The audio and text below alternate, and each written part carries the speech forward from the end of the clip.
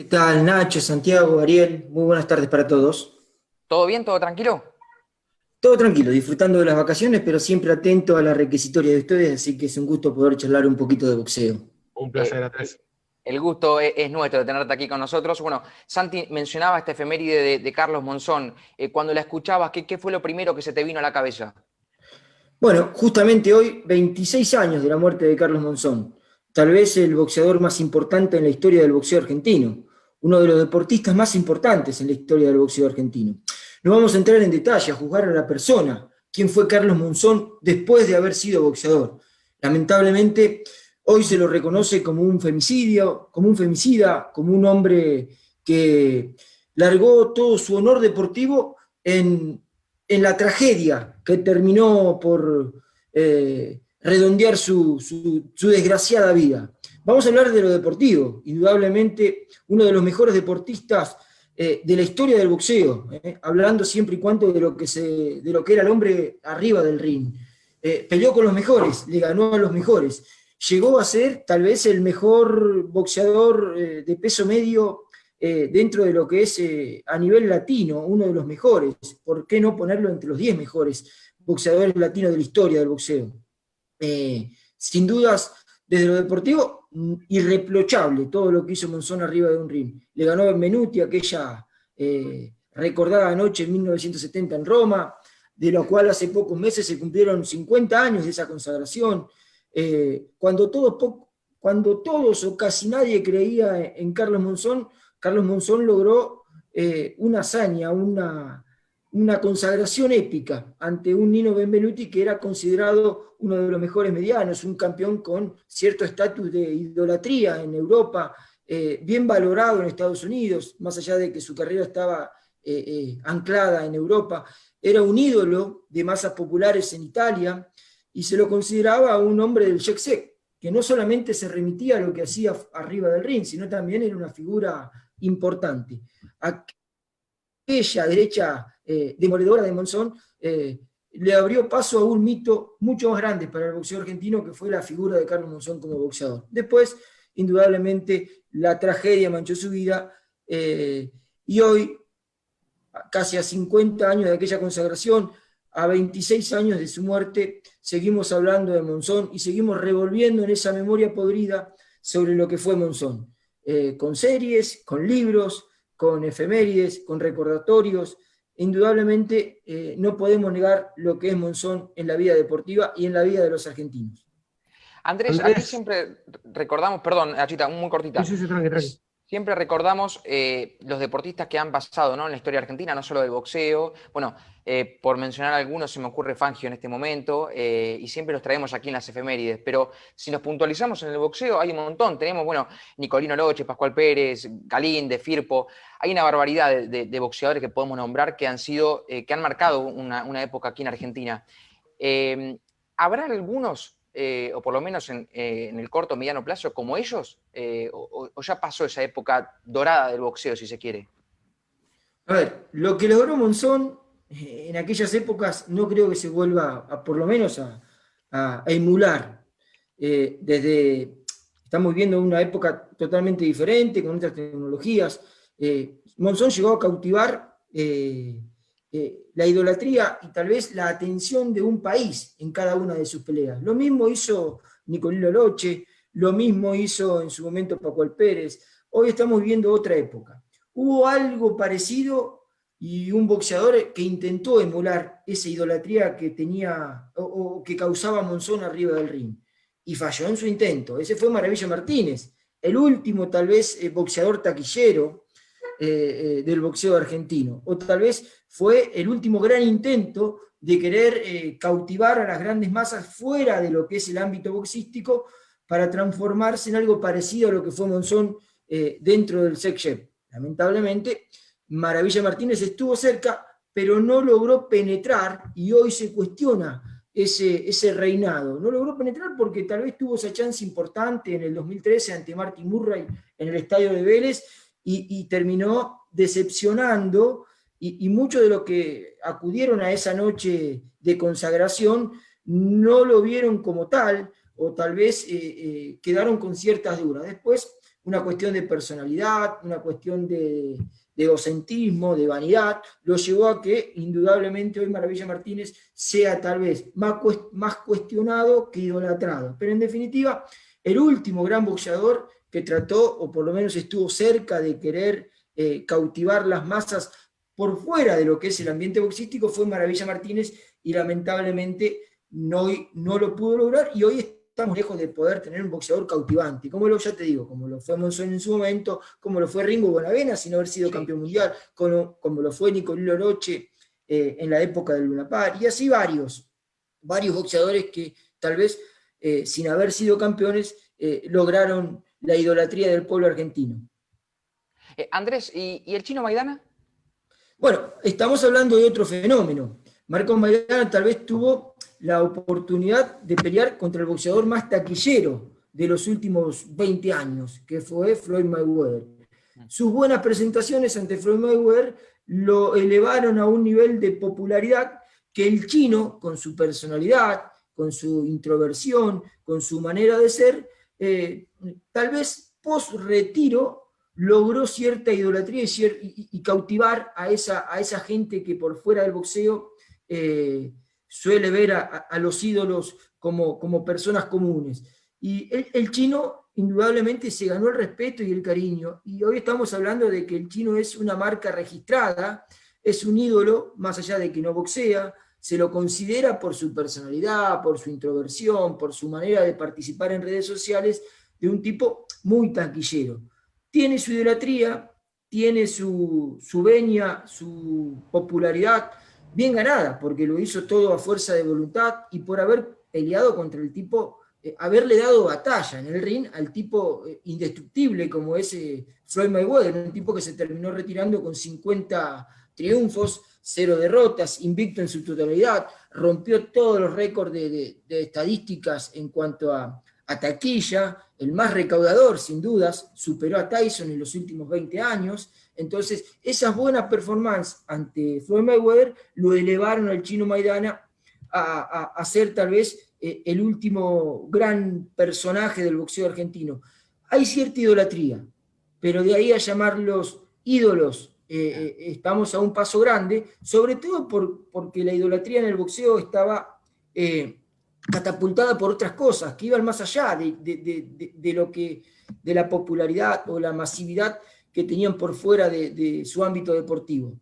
Eran gente del self-chef, gente que trataba de, por lo menos desde el boxeo, se metía en sus casas y cautivaba masas. Hoy el Chino Maidana lo hizo desde otro ámbito. Tal vez haber peleado con Floyd Mayweather le abrió la puerta para hoy ser un gran influencer en redes sociales, un tipo bien valorado en el mercado internacional, un tipo que cautiva a las televisoras o a las grandes empresas de televisión a nivel mundial que le dan nombre a su propia promotora. Entonces, estamos lejos de considerarlo un ídolo popular de masas al Chino Maidana. Sin dudas es un boxeador bien venerado, un ídolo con cierta preponderancia en los últimos años, pero no tiene o tal vez no logró arriba del ring lo que sí logró o lograron otros. Andrés, volviendo un poco a lo que es Monzón, ¿por qué Monzón fue lo que fue? ¿Es por lo técnico?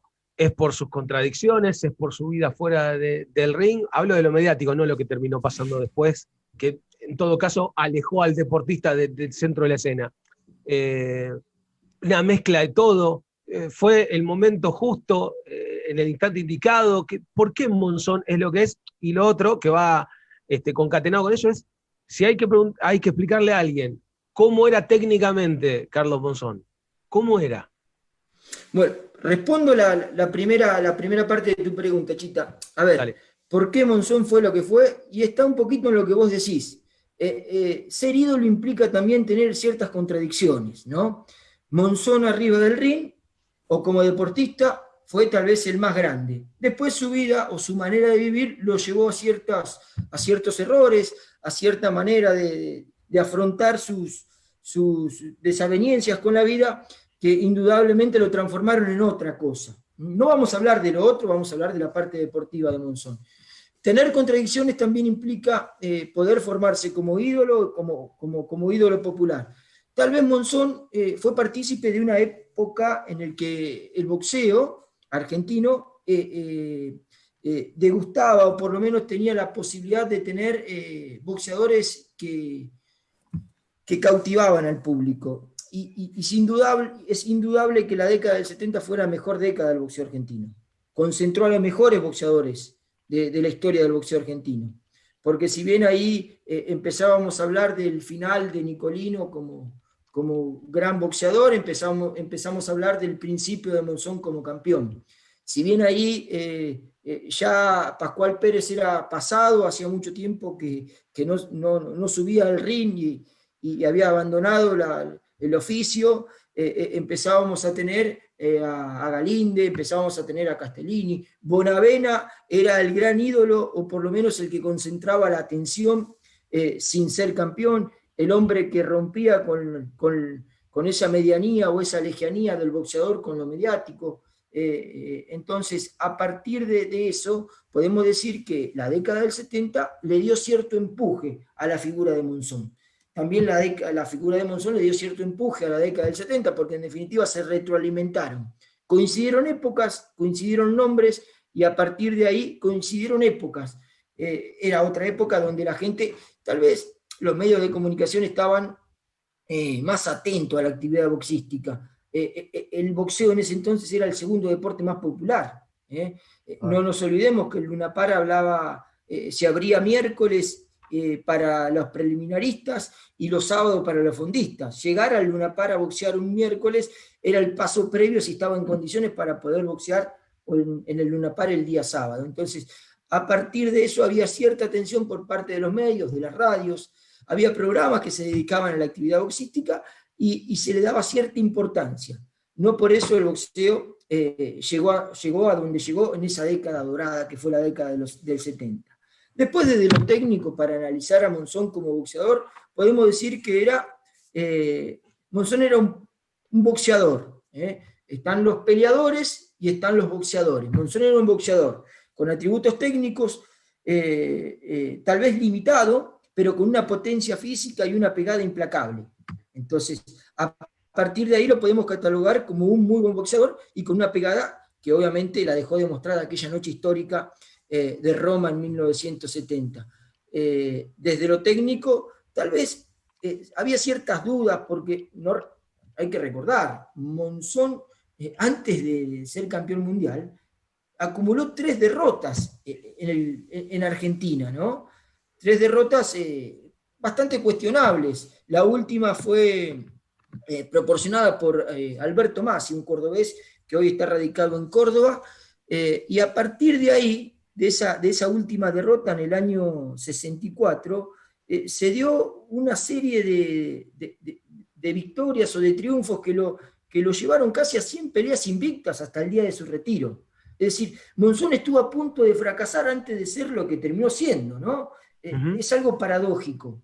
Indudablemente hubo en él una capacidad de reinventarse y un gran maestro como Amílcar Brusac que lo supo llevar a lo que terminó siendo. Tenía problemas de raquitismo, problemas en sus nodillos de descalcificación. Bueno, a partir de esa última derrota ante Alberto Masi en el 64, nació otro Monzón que terminó siendo el que terminó hilvanando casi 14 defensas consecutivas, siendo el campeón durante mucho tiempo, un récord que batió hace un par de años atrás Bernard Hopkins, pero fue el campeón con una serie consecutiva de años como campeón mundial reinante, y bueno, por eso se lo cataloga o se lo introduce dentro de los mejores medianos de la historia. Y permíteme agregarte también, Andrés, la mentalidad, ¿no?, que tenía él arriba del ring, ese instinto asesino de que parecía que nada más le importaba que no sea tener al rival enfrente y golpearlo. Daba la sensación de que frustraba a sus rivales también, ¿no?, de cierta manera, como que tenía un instinto de ir siempre para adelante y siempre golpeando y pegar y pegar y pegar y que nada lo conmueva tampoco, que terminaba justamente frustrando a sus rivales y matándolos mentalmente. Algo que por ahí, trazando un paralelismo, suele pasar o se suele ver en el tenis con Nadal, ¿viste? Que es como que, bueno, ¿qué hago para ganarle a este tipo? Ya está, no puedo hacer más nada. Claro, él tenía una virtud, que muchos pensaban que él iba para adelante. En realidad, la virtud de él era colocar esa derecha en retroceso continuamente. Era un gran contragolpeador.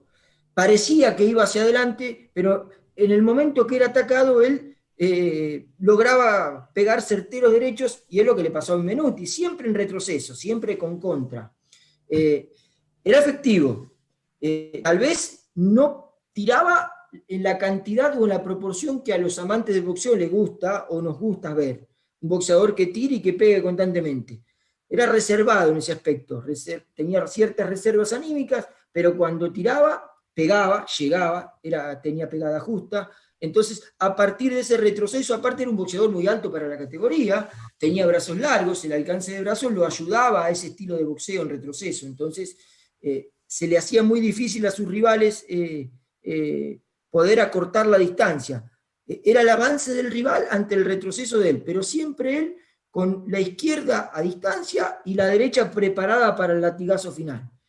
Tenía un estilo particular y eso lo hacía bastante furibundo a la hora de poder terminar sus pleitos. De hecho, tal vez enfrentó a un Emily Griffith o a Mantequilla Nápoles, que eran boxeadores que venían de categorías menores, y los redujo a la mínima expresión por el simple hecho de que él era un mediano alto, que podía hacer uso de su extensión de brazo, y entonces se encontraba con boxeadores tal vez mucho más técnicos que él, pero al no poder reducir esa distancia, se les complicaba para poder hacer el pleito de pelea que a ellos les convenía. Entonces, Monzón lo llevaba a donde a él más cómodo se sentía, que era el constante contragolpe para poder poner esa derecha certera. Bueno, dejamos atrás la historia y el boxeo argentino para meternos en la actualidad internacional, Andrés. Te quiero preguntar cómo ves la actualidad de la categoría ligero, de los pesos ligeros. Venimos de muy buenas peleas el año pasado, este año también arrancó con todo, con un gran knockout de Ryan García. No, terminó el 2020 con también un espectacular knockout de Gervonta Davis contra Leo Santa Cruz. Está Lomachenko, que también le tocó perder con Teófimo López. ¿Cómo la ves esa categoría, Andrés? ¿Y qué nos puede dar para este 2021? Indudablemente, la categoría ligera, que es una categoría tal vez de las menos taquilleras, este año se ha posicionado como la mejor categoría. En años anteriores siempre fue la welter o la superligero, ¿no? Nos encontramos que con la categoría ligero, partiendo del triunfo contundente de Gervonta Davis ante Santa Cruz, del triunfo con polémica o no de Teófimo López ante fue el nombre de Lomachenko, y ahora con la aparición de Ryan García, este título que tuvimos la oportunidad de apreciar el sábado pasado ante Luke Campbell, estamos hablando de una categoría que para el 2021 asoma como tal vez la más atractiva para el mercado internacional. Y en el medio de todo eso hay que decir que Argentina tiene un exponente muy bien posicionado en la categoría ligera. Estamos hablando de Gustavo Tito Lemos. Tito Lemos es un campeón sudamericano, un campeón internacional, pero bueno, en el mercado interno Lemos tal vez es uno de los mejores boxeadores libra por libra del consumo interno, no lo vamos a llevar al nivel internacional. Y la pregunta surge, bueno, ¿qué tan buen boxeador es Lemos o qué tan preparado es Lemos para poder pelear con estos monstruos? Porque indudablemente la categoría ligero acapara la atención internacional y hay muy buenos exponentes. Lemos, a decir verdad, está lejos de estos nombres que estamos dando, ya sea de García, ya sea de Teófimo López, que tal vez con mucha menor experiencia, pero haberle ganado a Lomachenko lo pone tal vez entre el mejor exponente de esta categoría. Sin dudas, estamos hablando de Gervonta Davis como el mejor de todos.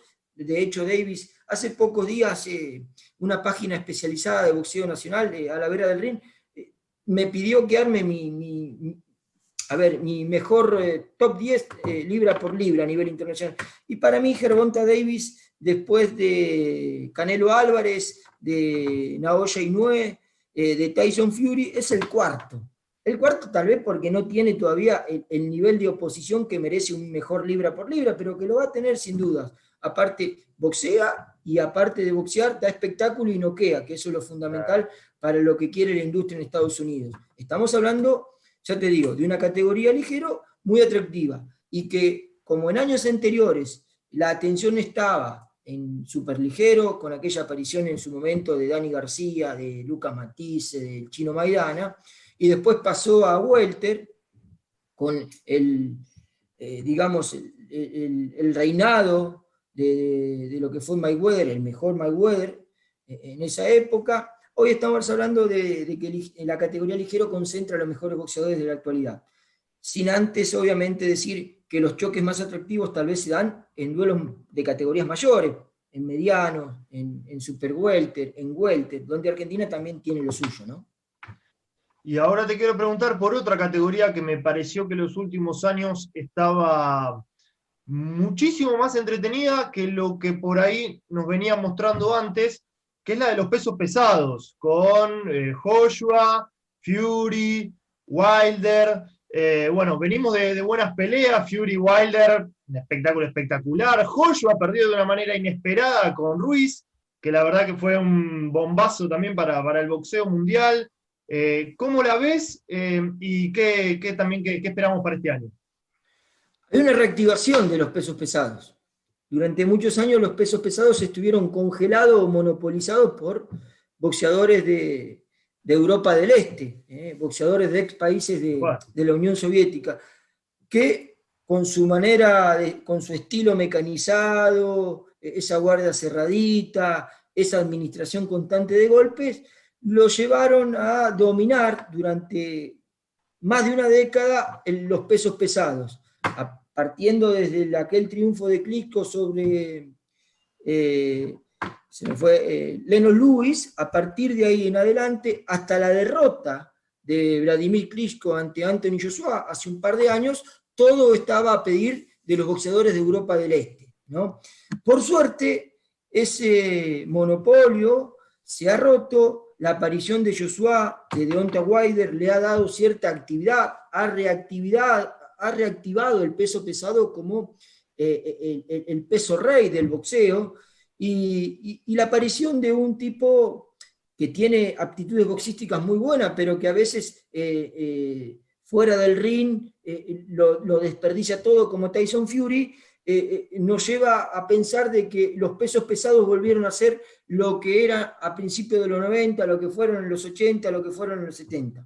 Todavía estamos lejos de esa época dorada, pero indudablemente la aparición de Joshua, con sus limitaciones, porque Anthony Joshua fue un campeón olímpico que se comía a sus rivales de manera contundente hasta que apareció un boxeador sin figura de boxeador, como fue Andy Ruiz, un petizo retacón con sangre mexicana, no un país que tiene tradición en pesos pesados, y terminó rompiendo con esa mole perfecta, planificada en laboratorio que era Joshua, de manera contundente, ¿no? Entonces le dio cierta picardía a esta actividad de los pesos pesados que ya no solamente llama la atención Joshua, ya no solamente llama la atención el mismo Deontay Wilder o Tyson Fury, también hay otros atrás que vienen asomando y están dispuestos a darle cierta combatibilidad a quienes monopolizan el peso. Indudablemente, para este 2021 ya se empezó a hablar de esa pelea que es seguramente lo más importante, o será la más importante del año si se concreta. Todavía estamos lejos, que es Tyson Fury con Anthony Joshua. Yo la quiero en el Palacio Real, Andrés, ¿eh? Yo la quiero en el Palacio Real del Reino Unido, la quiero yo, que sea. Claro, pero claro, esa pelea concita la atención de lo que es Europa, o de lo que son los británicos, no tanto la atención de lo que sí puede llegar a ser la industria, donde se corta el bacalao de la industria, que es Estados Unidos. Para Estados Unidos, el choque es Deontay Wilder con Anthony Joshua. Podría ser, o también hay un cubano, Ortiz, ahí metido, hay un par de pesos pesados norteamericanos que tienen cierta trascendencia, pero bueno, hoy la atención está ahí y esperemos que se dé esa pelea porque si esa pelea se da, y se da en la medida o en las expectativas que uno está pensando que pueden llegar a brindar sobre el ring, estamos hablando ya sí de una reactivación final de los pesos pesados. Y podemos pensar o podemos empezar a hablar de que dejamos atrás esa fase fría o esa década fría donde reinaron los soviéticos. Andrés, te hago la última y por supuesto te agradezco el contacto. ¿Es Yamil Peralta una de las grandes esperanzas del boxeo argentino? Mirá, tenía anotado por acá, Argentina tiene casi 13 boxeadores rankeados entre los 10 primeros o entre los 12 primeros en los 4 ranking organismos internacionales. Y lamento decirte, Nacho, que no está Yamil Peralta. Yamil es una gran esperanza y yo siempre lo asocio a lo que es el amateurismo, ¿no? En esto o el boxeo olímpico. Entiendo que para los Juegos Olímpicos Yamil compite en una categoría bastante complicada en cuanto a la calidad de rivales. Si hablamos para los Juegos Olímpicos, podemos llegar a decir que Yamil, si se clasifica, como está previsto, porque es un boxeador que es profesional y a la vez integra la selección nacional con esta apertura a profesionales que ha hecho el boxeo olímpico, podemos llegar a tenerlo entre la posibilidad de que Argentina vuelva a recuperar o por lo menos una medalla, pero siempre hablando del boxeo olímpico. Ya del profesionalismo, Argentina tiene otros boxeadores que están tal vez mejor encaminados, mejor rankeados, y podemos hablar, bueno, próximamente, el 13 de febrero, Brian Castaño volverá a combatir por el título mundial, tendrá su chance esperada después de 3 postergaciones ante Patrick Teixeira en Estados Unidos, en California, el 13 de febrero. Tenemos a Agustín Gauto, que en los próximos meses peleará seguramente en lo que será la reapertura del Luna Park, en peso minimosca, está rankeado como número 1 en la OMB y como número 3 en la Asociación Mundial de Boxeo. Hablábamos de Tito Lemos, justamente en categoría ligero. Tal vez Tito Lemos, Gustavo Lemos, es uno de los que, por calidad de rivales o de nombres en los rankings de esa categoría, la tiene más difícil, pero está número 3 en el ranking de la Federación Internacional de Boxeo. Está Palmeta en esa tenemos lista, a Fernando Martínez en categoría supermosca. Fernando Martínez es el campeón internacional del Consejo Mundial de Boxeo, está rankeado número 4 en el Consejo Mundial de Boxeo, ya tiene experiencia en el extranjero, ya ganó, a pesar de que fue como punto, terminó siendo banca en Sudáfrica. Tenemos a Alberto Palmeta, que está rankeado número 6 en la categoría Super Welter. Tal vez Alberto decidió hacer un giro en su carrera, instalarse en Estados Unidos, ha mostrado un progreso técnico notable en las últimas peleas, y la posibilidad y los contactos que tienen lo llevaron a estar sexto, en una categoría complicada, con grandes nombres, como es la Super Welter. Tenemos a Jeremías Ponce, que es el campeón, en realidad es el campeón mundial IBO, una entidad no reconocida por la Federación Argentina de Boxeo, pero que está bien rankeado en la AMB, en la Federación Internacional de Boxeo, me voy a fijar acá, creo que está quinto en la Federación Internacional de Boxeo en peso superligero. Y después, ahí en el medio, está Fabián Maidana. Si bien no está dentro de los 10 del ranking AMB en la categoría superligero, ya la posibilidad de ser el hermano del chino, el nombre Maidana y lo que arrastra, el interés de los organismos, porque lamentablemente los organismos se mueven también por esto de las apariencias, no todo lo que tienen el mérito necesario para poder pelear por un título mundial llegan a hacerlo, pero sí todos aquellos que tienen un nombre detrás y un buen respaldo a partir de una buena promotora, tengan más facilidad para llegar al título mundial. Y Maidana, en principio, iba a tener la chance por el título mundial para el mes de diciembre, lamentablemente se retrasó, tiene una lesión, no pudo serlo, ahora está rankeado número 12 y posiblemente en los próximos meses se lo suba en el ranking y se le invente algún interinato, porque esa es también la triste realidad de las entidades, ¿no? En pos de recaudar suelen inventar interinatos. Estaba haciendo una cuenta de que, la Asociación Mundial de Boxeo debería tener 17 campeones. Hay 17 categorías masculinas, debería haber 17 campeones. Y sin embargo, entre campeones eméritos, supercampeones, campeones de oro y campeones regulares, tiene 53 campeones, ¿no? Hay un despropósito en esto de generar campeones mundiales en pos de recaudar. Y bueno, lamentablemente eso tampoco es bueno, porque muchos boxeadores llegan a la chance mundial y no tienen la posibilidad real de consolidarse como campeones mundiales. Ser campeón mundial no es simplemente tener una corona, ¿no? Esa es la diferencia de lo que hablábamos al principio con Santiago. Al principio se era campeón mundial de verdad, porque para llegar al título mundial había que ser campeón argentino, había que ser campeón sudamericano, había que tener una pelea en el extranjero contra el número 1 del ranking o el campeón y ganarle al mejor del ranking o al campeón. Y hoy la realidad indica otra cosa. Por ahí Yamil Peralta no lo encapsulo como la esperanza del boxeo argentino, sí lo pongo como un buen prospecto a futuro. Él pelea una categoría crucero, es campeón sudamericano, es una categoría que por ahí es complicada en cuanto a las oportunidades comerciales. Son boxeadores, por lo general los campeones cruceros son boxeadores de Europa, y para poder traer un campeón mundial europeo a pelear en Argentina se requiere de mucha plata, el país no está en condiciones de poder hacerlo.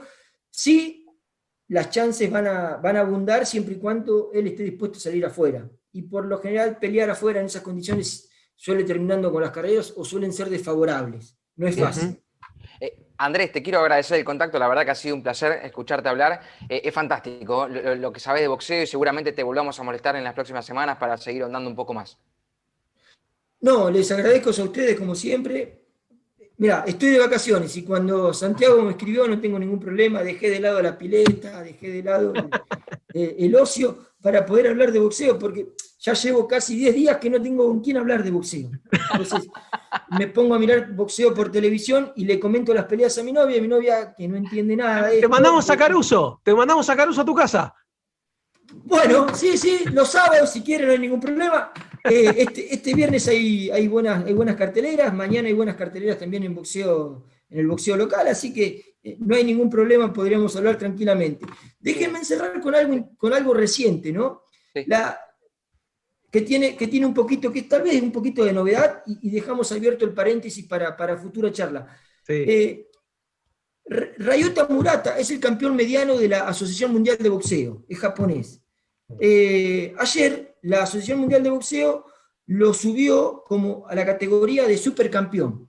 Esto abre la oportunidad de que se cree algún interinato. ¿Y a qué viene lo que estoy diciendo? Porque Maravilla Martínez, que se viene preparando, ya hizo 2 peleas en 2019, posiblemente con este ascenso de Ryota Murata a supercampeón tenga esa chance, todo obviamente por plata, para el 2021, para acceder al campeonato mundial mediano de la Asociación Mundial de Boxeo. Sobre todo porque la Asociación Mundial de Boxeo suele abrir interinatos, y al subirlo a supercampeón le da la posibilidad a Murata de defender ese título en los próximos 18 meses, sin tener la obligación de hacerlo en los próximos 9 meses. Por ende, esto da la pauta de que está todo encaminado, que Maravilla Martínez en el próximo o este año haga alguna pelea más a modo de preparación, y después sobre fin de año pueda pelear con Murata, y si no es con Murata, por algún interinato, y así cumplir ese anhelo de poder ser nuevamente campeón mundial.